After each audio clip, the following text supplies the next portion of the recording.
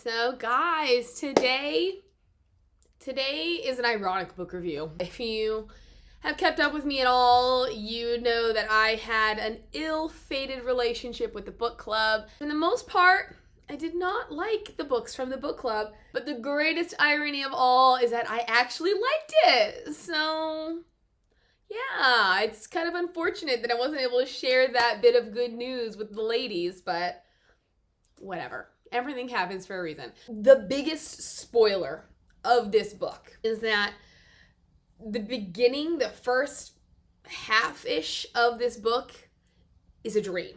Is like a lucid dream because the main character had actually contracted COVID and everything that happened in the first half of the book happened while she was in a coma. When I got to that moment, I was like, okay, I'm putting the book down.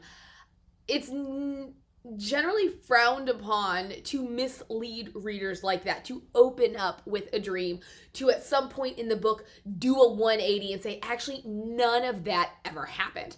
But what I feel redeemed that is the fact that that's kind of the focus of the rest of the novel. We are essentially unpacking what the main character thought had happened.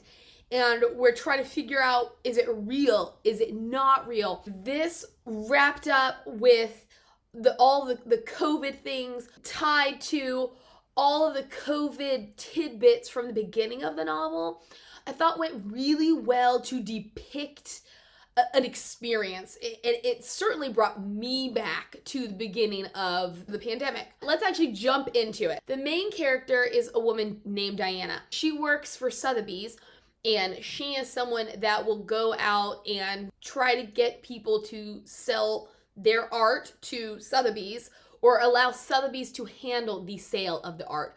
She's not like the big dog. She's kind of, the assistant to the big dog, but she has a life plan. We get very John Lennon, Yoko Ono feelings with this deal because there's an Asian woman and she had been married to this British rock star who had been murdered, but then everybody kind of blames the wife for the breakup of the band and the murder of the guy. Anyways, she has a painting. It's a very famous painting, and Diana had convinced her to sell it through Sotheby's. Usually she would use Christie's or something, but Diana is like, oh my gosh, I am on my way. I'm gonna get my promotion. I'm gonna achieve my goals by the age of 30, only for the woman to then say, you know what?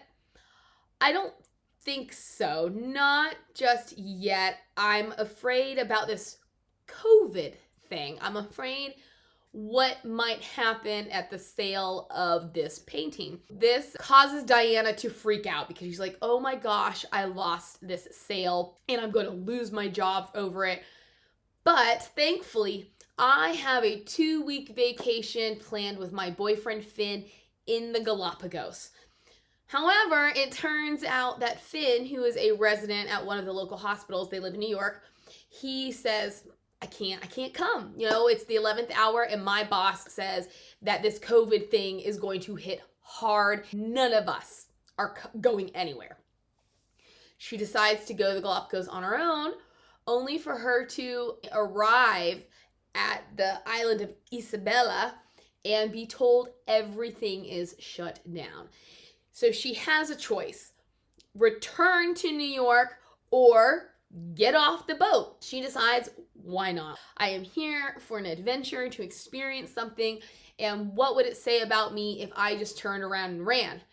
What she didn't realize was the fact that everything was closed meant everything was closed, so her hotel wouldn't let her in, which I thought this was interesting because part of her rationale was also, I paid this money, now if I don't use it, I lose the money. And I'm like, pretty sure that's not how it works.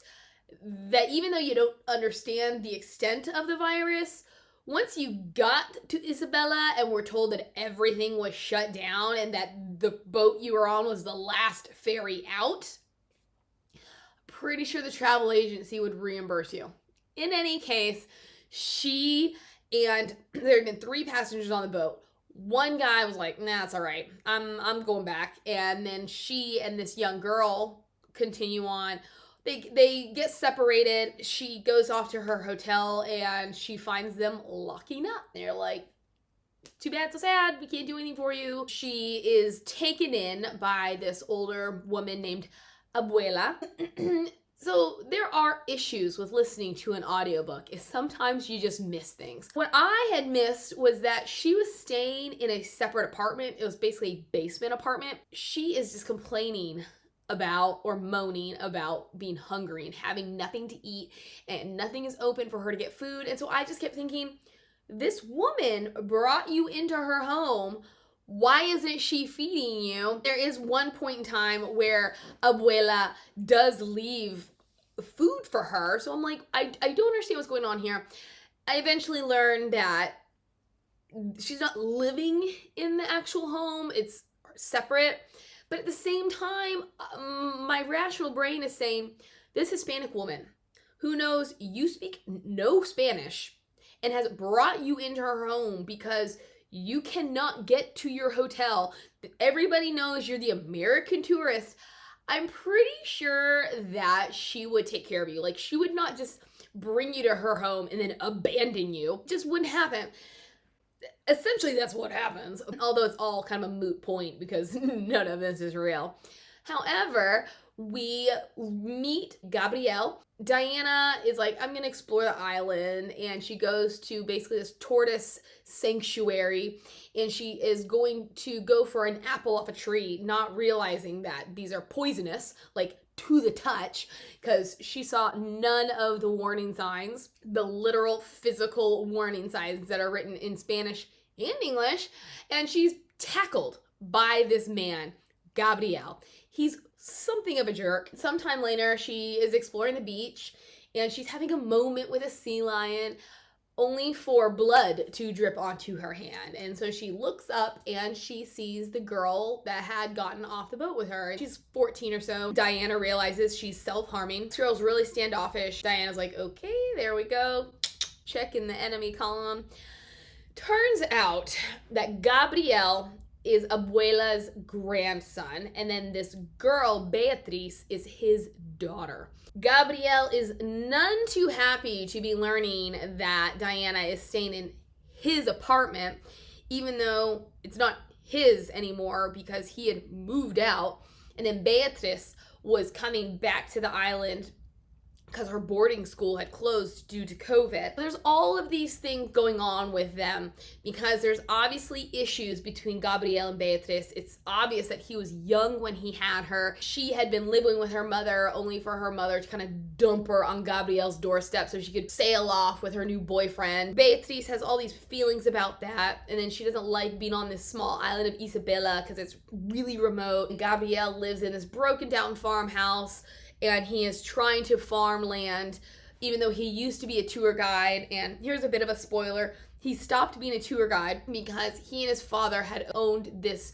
company together. The father had gotten lost at sea because they were going to take some of their clients scuba diving, and somehow Gabriel screwed up the conditions. One of the divers gets swept away. The dad goes after him, and I'm assuming they both died. I think, again, I zoned out on this. The important part is the dad definitely died, and Gabriel has such immense guilt that he quits the tourism industry and decides to become a farmer, which works out for these people considering they're not getting any food, so he's able to sustain them. Beatriz had developed feelings for her host sister, who initially reciprocated, but then because they're Hispanic and Hispanics are largely Catholic and this is a sin, she rejects Beatriz. There must be other things going on in her life, but this is what causes her to self-harm.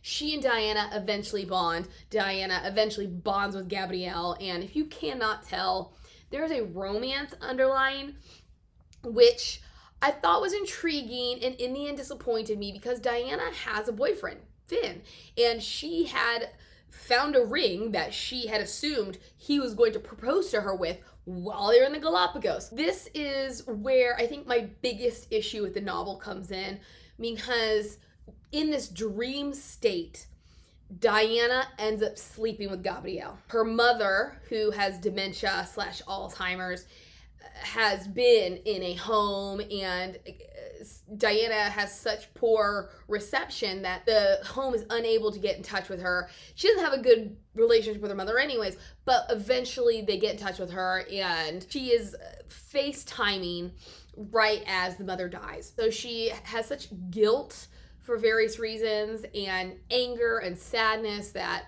she gets really drunk, and she and Gabrielle sleep together. My problem with this, because I really was wondering where we were going with the whole Gabrielle romance thing, because you could tell it was a possibility, but Picoult kept it not platonic necessarily, but there were not heavy romantic undertones. There was the possibility.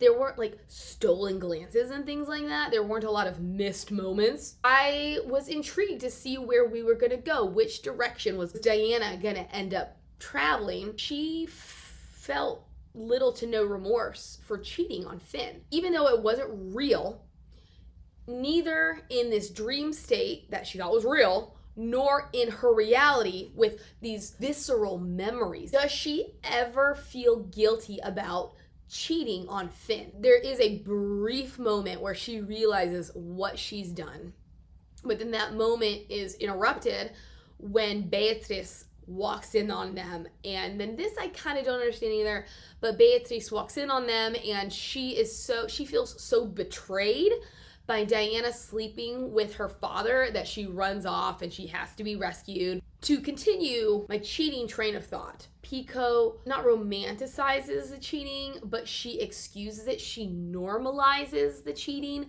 by not having Diana at any real point sit down and think about what she's done. We don't get anything that looks close to remorse, and I do not think that we need to normalize cheating. I kept hoping for a resolution to that, but because Beatrice came in and interrupted the one moment that Diana might have been having that was saying, oh my gosh, this is what I did, I was disappointed. At that point, I was like, I don't know if I like this book. As far as Beatrice goes and feeling betrayed by Diana sleeping with her dad, my initial thought was that she felt betrayed because she and Diana had had these conversations about love and how you know you're in love, what it feels like to be in love. I was thinking her reaction was coming from a point of,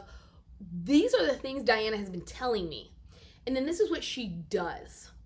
But then Diana, her rationale is that Beatrice felt like she had this connection with Diana, and that she not necessarily had a romantic bond, but that in a way Diana was hers. And then to find Diana with Gabrielle means that Diana actually was giving herself to somebody else. I didn't quite buy that rationale because Beatrice is 14. Diana is almost 30. In many ways, Diana is a mother figure. So I don't really understand why that would have any effect on finding Diana with Gabrielle. I would think on some level she'd kind of be happy, because that would mean Diana would stay with them if these two continued their relationship. And then we get to a point where they've slept together and it's really awkward, but Gabrielle convinces Diana to go scuba diving with him or something, snorkeling, something in the ocean. I honestly don't know how we got to this point. I know they were going somewhere, and then all of a sudden they were in the water and Diana is getting swept away by the current. Gabrielle comes after her to save her, and she realizes if he continues, they will both drown. So she detaches herself and lets herself get carried away, and then she wakes up in the hospital in reality. I was like, excuse me? What is happening? Where are we? But then the further we got along in the book, the more I was questioning, along with Diana, what's real, what's not real. So I thought that was interesting. And I did wonder if maybe Picoult was going to continue to flip-flop between the realities. Like at some point she is on Isabella, and then other times she's in New York. Maybe if she is suffering from effects of COVID, she'll wake up one day here or wake up one day there. So we don't quite know which one is the reality. Of course, everybody thinks she's crazy. And this got a little bit annoying to me. So if the whole having an affair thing is my biggest deterrent, my second is the emphasis in which we had to question what happened while she was in a coma. Here is a spoiler for the end. As I said, everybody thinks that Diana's crazy, but she has one friend. His name is Rodney, and he broaches the idea that maybe she lived two lives. This brings in his sister, who has the second sight. She brings up the idea of life can be an accordion. We can live different lives and they kind of all smush together. And somehow Diana was able to experience during her coma a rip in the accordion, so that instead of a brief flash or maybe a brief crossover in her two lives, she was able to experience this great chunk of time, because she'd been in a coma for a week and a half, but she'd been on Isabella for 2 months. And this brings in a whole host of other things that I hope I remember get to. From this, Diana's trying to puzzle out, was my experience on Isabella subconscious? In my preparation for the Galapagos, did I absorb information without realizing it? And then this fed into my subconscious, and while I was in a coma and sedated, it created a lucid dream, which I really enjoyed this aspect of the COVID thing, because there's a lot that I wasn't exposed to during the pandemic in the quarantine. And so I enjoyed the way that Picoult kind of explored the effects of being so sick, because of this lingering question as to whether it was real or not. Diana ends up at the very end of the book going to Isabella. Spoiler, spoiler, spoilers. And this is something I don't quite understand either. Finn ultimately proposes to her, basically the last chapter. She tells him no, which I don't know why. Because yeah, there are moments where she questions their relationship, but on the whole, he was a really great partner. And I didn't feel like I had enough doubts about them on her side to quantify her saying no to his proposal, except that she's holding on to Gabrielle. But she had been furloughed from her job, and then she decides, you know what? I don't know if I want to do that job anyway, so I'm going to go back to school and become an art therapist. So she has begun this practice. She's living with Rodney. She has saved. So it's now 2023, and she's going back to Isabella. She gets there, and she realizes a lot from her dream was inaccurate, but she makes her way back to that turtle sanctuary, somehow loses her footing when she is rescued by an unknown person. It's left open as to whether or not Gabrielle is real. And she tried to Google these people and she couldn't find them. We really don't know what's real, what's not real. And I didn't mind that, honestly. I did feel like the book was a little long towards the end. This epilogue, I do like that we had it because it sort of resolves that whole question, but at the same time it doesn't resolve it, but not in a bad way, because then it leaves it up to our imaginations as to, did we want it to be reality or did we not? Personally, because of my issues with that relationship and then the way that bled into her ultimate relationship with Finn, I just choose to believe that Gabrielle's not real. I want to root for him. It's not that I dislike Gabrielle. I don't like the way that Picoult handled the relationship. Maybe if Diana had been single when she had gone to the Galapagos, or maybe while she was in the Galapagos, she had seriously considered breaking up with Finn, and then we had Gabrielle kind of thrust to the forefront, I would have been on that relationship train. But even though Diana finds that she's not thinking of Finn so much, and there are things that he says in his emails that upset her, or in the brief and intermittent phone calls they managed to have, there was never this point where she was like, why am I with him?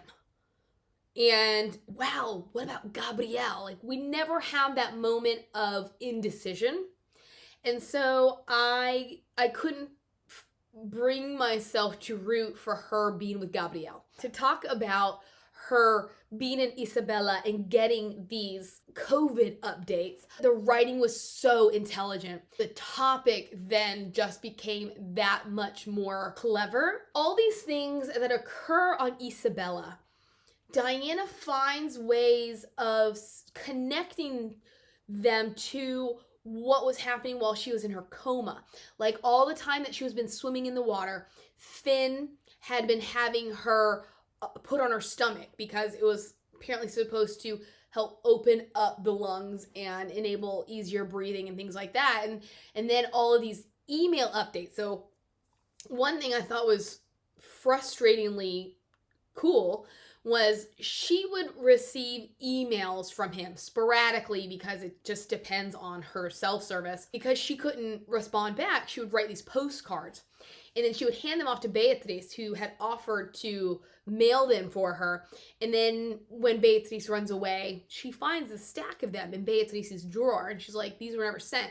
So even though she doesn't know it's a dream state, because she feels like it's reality, I would have expected her to be livid, which goes back to my disconnect to how she's feeling about Finn and Beatriz and Gabrielle, and being so separate from the real world, aka the US, and all the nonsense that was going on there. I would have been livid. I would have been like, you lied to me. So you are upset with me because I slept with your dad. But you have been lying to me this entire time. You have not sent a single postcard. She would send response postcards, whereas he would email. And so it ties into her reality of being in a coma, because Finn tells her that he would sit next to her bed and talk to her about his day, talk to her about what's going on. So it's a really great representation of her postcards were not being sent because she couldn't communicate with him. She was in a coma. So I like the symbolism of it. The rest of the book, it is honestly predicated on whether or not the experience in the Galapagos was real. So it's not about COVID. The COVID thing is the obvious flotation device for the book. But it's honestly Diana's pursuit for answers. We do get resolution with her mother, which is another thing I don't quite understand. In her dream state, when she learns that her mother died or that her mother was sick, and this guilt that she feels in the aftermath of it all, because her mother essentially neglected her entire life. So they didn't have a relationship. So why she would feel so guilty about not giving her mother the time that you normally would give your parent, it didn't make sense to me. But then again, that's a parental dynamic I don't understand. I have a great relationship with my parents. For me, if you don't have a relationship with your parents, I would think there's so much hurt and anger there that the fact that they died, it shouldn't be so devastating. I can see regret or remorse, because we always think in the aftermath, oh, I should have been better in this way or another. But in the same token, it's almost like being selfish of, well, I should have been a better daughter than she was a mother. Anyways, we come back to the real world and we learn a lot of things that had happened in her dream state weren't real, like the death of her mother. She, learning from that experience, strengthens her relationship with her mother, and she's even there when her mother dies. She is more at peace with the whole thing. But it's from here that Finn gets so angry at her because she visits unmasked. He's like, I know you had COVID. It doesn't mean you can't get it again. Were you even thinking about me? Because now I'm exposed. So we have to quarantine together. It's kind of bringing things full circle where they had spent all of this time apart because all he's doing, well, in the beginning of the novel, they are separated by distance. But then he is at the hospital all the time. We get to this point where they're back together, they're forced back together, and they're sort of having to evaluate their relationship, figure out how to live together. And so that, not that, I mean, again, like, them breaking up at the end, it doesn't necessarily bother me. The way that it happened, the way that we got there wasn't to my liking. But I mean, the divorce rate was massive during and after the pandemic. So I liked, again, that Picoult was able to weave in yet another facet of the pandemic in putting this couple who'd been together for years and years and years and thought they were perfect for each other, putting them together in a space where they couldn't get away from each other and noticing the cracks, or, whatever it was that led Diana to ultimately deciding this was not the man for her, not the relationship for her. What she does in this pursuit of answers, she begins Googling, and she's Googling other people's experiences, because we are told that even though her dream state's not real, it is real to her.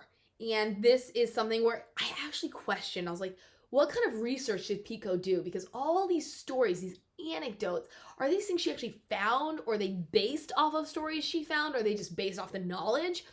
But the knowledge is that the drugs and the illness and the brain's attempt to normalize things caused people to have these vivid dreams, these vivid hallucinations, that when they woke up, they were like, oh, where's my wife and twin daughters? And like, you've never been married or whatever, And so she starts Googling to see who else is out there. Like, what stories can she find that are like hers? Like, how can she reconcile this 2-month period with her reality? She runs across this one gentleman who had been hit by a car, had been in a coma or whatnot for 20 minutes. And by the time they brought him back, he'd lived an entirely different lifetime.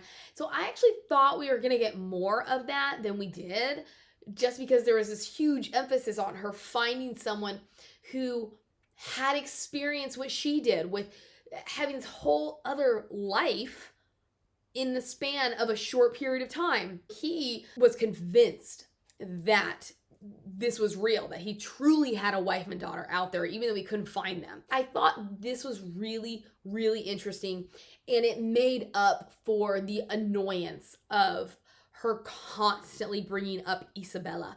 Because to me, not having experienced this, not having that kind of on your conscience, when you have a really vivid dream, sometimes it takes a little bit to go away once you wake up. So I sort of understand how hard it might be to let go of something that felt so real. But at some point, I did expect her to say, it was just a dream. It wasn't real. It was just the side effect of this perfect storm of events. And to kind of move on, which in that, I enjoyed seeing the recovery process, where I think it was only 2 weeks or something, but it was really interesting to learn the statistics of the survival rate of people who were as sick as her, or just the statistics, period, and what it took to get back to her normal state of being.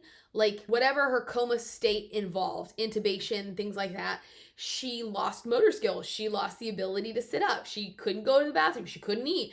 All these things she had to relearn, and she had to regain the strength from. So she spends months learning how to walk again. And I was like, that's just so interesting to me, because I wouldn't have thought that being sedated for an X amount of time would have such an effect on your physical state. I have decided I would read this book again. Part of me wants to read it again just to re-gauge how I feel about the Gabrielle story and romance, and the whole Finn thing and how that turned out the way it turned out. That is Wish You Were Here. I enjoy the title, because at first you're thinking Diana wishes Finn were with her because she is in a tropical paradise. Even though COVID is still there, what he is experiencing is so traumatic and stressful. Obviously, it would be better if he were with her. But then you turn it over and wish you were here could mean wish she was back on Isabella. Wish she was back in this world that she'd created in her mind with this other group of people. Have you read this? Have you read any other Jodi Picoult? Please tell me if I'm saying that right. That's what the narrator, that's how she pronounced it, which the narrator was amazing. Kudos to her. She did such a great job. Do you have recommendations by this author? Please let me know. Don't forget to like, subscribe, do all that stuff. Questions, concerns, put them down below, but be kind. See you later.